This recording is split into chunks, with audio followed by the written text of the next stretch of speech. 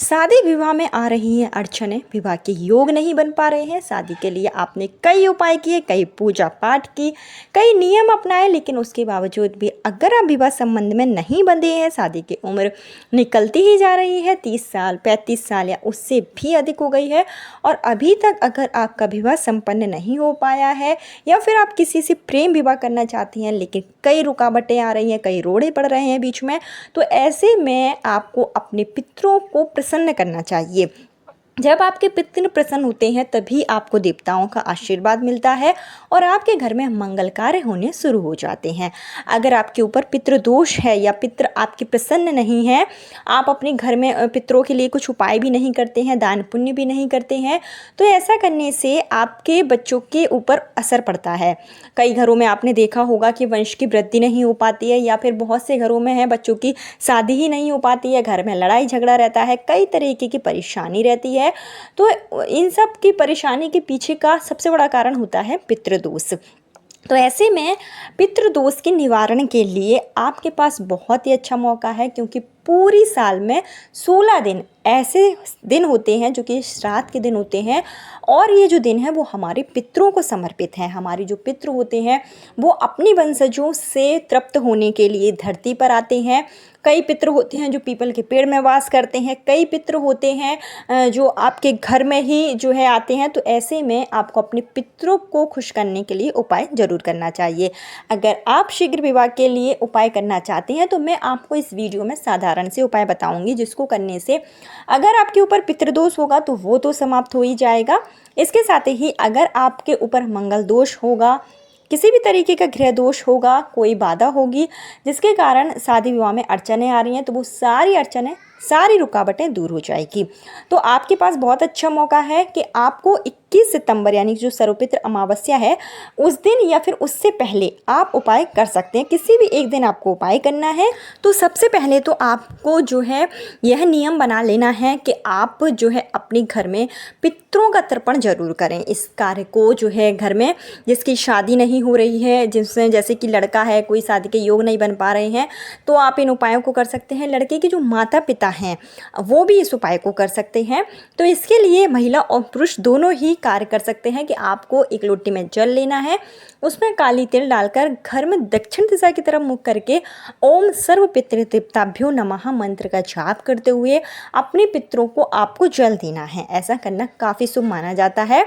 अगर आपके घर में जो है काफ़ी प्रबल पितृदोष है जिसके कारण बहुत ज़्यादा है आपके घर में जो है शादी के योग नहीं बन पा रहे हैं, बच्चों की उम्र निकलती ही जा रही है, तो उस स्थिति में आप जो है काली तिल का तर्पण अपने पितरों को जरूर दें। इसके साथ ही पूरे पितृपक्ष के दौरान सूर्य भगवान को अर्घ्य दें, सूर्य मंत्रों का जाप करें।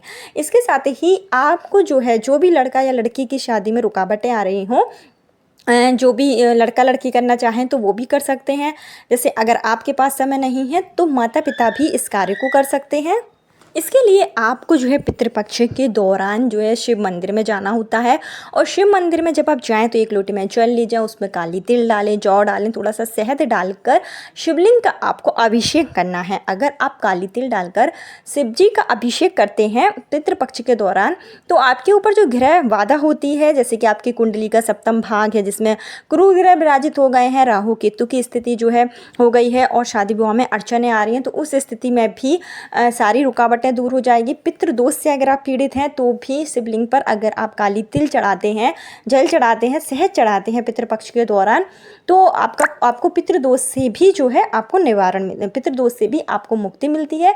तो इस उपाय को भी आप कर सकते हैं। इसके साथ ही शीघ्र विवाह के लिए आपको जो है प्रतिदिन गाय माता को एक रोटी आपको ज़रूर खिलानी है और जो आप रोटी खिलाएंगे उसमें आपको थोड़ी सी मात्रा में गुड़ रख सकते हैं और एक चुटकी भर हल्दी ज़रूर रखें उसमें, क्योंकि हल्दी जो है अगर आप रखते हैं तो इससे आपकी कुंडली का गुरु ग्रह मजबूत होगा।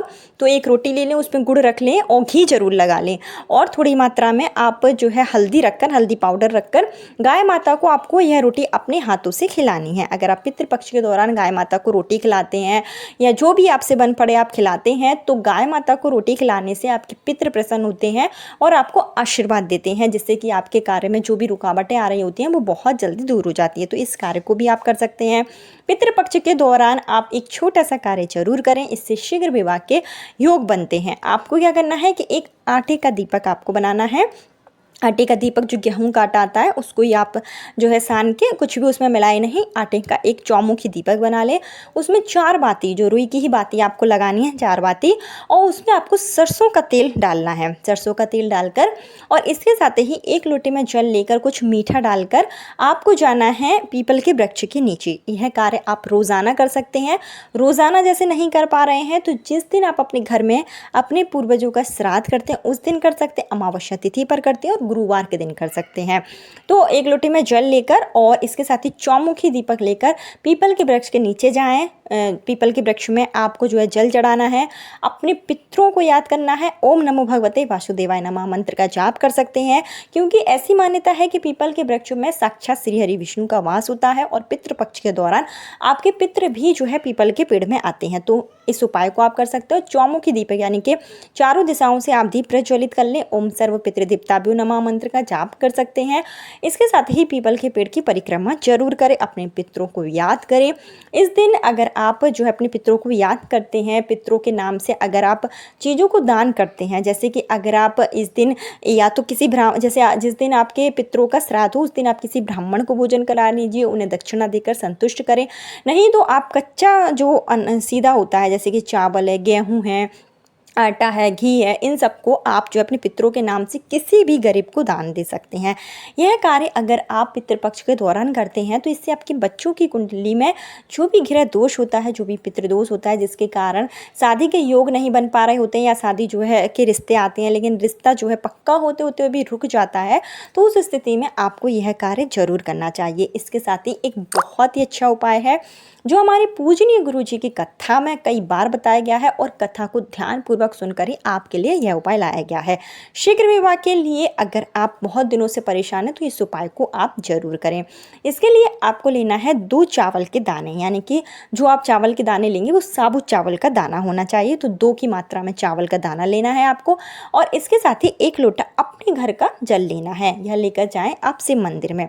इसके साथ में आप गोल बाती का एक दीप भी लेकर जाएं, जिसमें आप गाय के घी का प्रयोग कर सकते हैं, नहीं तो तिल के तेल का प्रयोग कर सकते हैं। मंदिर में जब आप जाएंगे तो उस समय आप सबसे पहले दीप प्रज्वलित करें, उसके बाद में 1 चावल का दाना देवी अशोक सुंदरी की जगह पर चढ़ा दें शीघ्र विवाह की कामना करते हुए। दूसरा चावल का दाना आपको जो है शिव जी की पिंडी पर चढ़ा देना है शीघ्र विवाह की कामना करते हुए। इस उपाय को माता पिता भी अपने बच्चों के शीघ्र विवाह के लिए कर सकते हैं और बच्चे स्वयं भी कर सकते हैं। चावल का दाना चढ़ाने के बाद में जो आप लोटे में जल ले गए थे उसमें से थोड़ा जल आपको देवी अशोक सुंदरी की जगह पर चढ़ाना है और बाकी का जो बचा हुआ जल है वो आपको शिवलिंग पर चढ़ा देना है।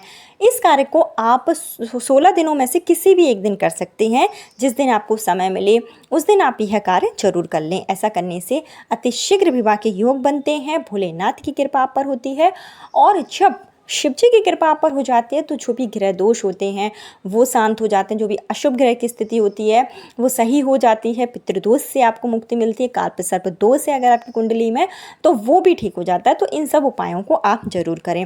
इसके साथ ही आप जो है अपने पितरों को याद जरूर करेंगे, क्योंकि पितरों को अगर आप याद करते हैं पितृपक्ष के दौरान तो आपके पितृ प्रसन्न होते हैं और जब आपके पितृ प्रसन्न होते हैं उनका आशीर्वाद आपको प्राप्त होता है तो देवताओं का आशीर्वाद भी आपको प्राप्त हो जाता है, जिससे कि आपकी कुंडली में चल रही जो भी दोष है वो समाप्त हो जाते हैं और अति शीघ्र आपके विवाह के योग बन जाते हैं। तो इन कार्यों को आप पितृपक्ष के दौरान किसी भी दिन कर सकते हैं। अगर आप पूरे 16 दिनों तक नियम बना लेते हैं या फिर जब आपके पास वीडियो पहुंचे तो आप उसी दिन से इस कार्य को करना शुरू कर सकते हैं।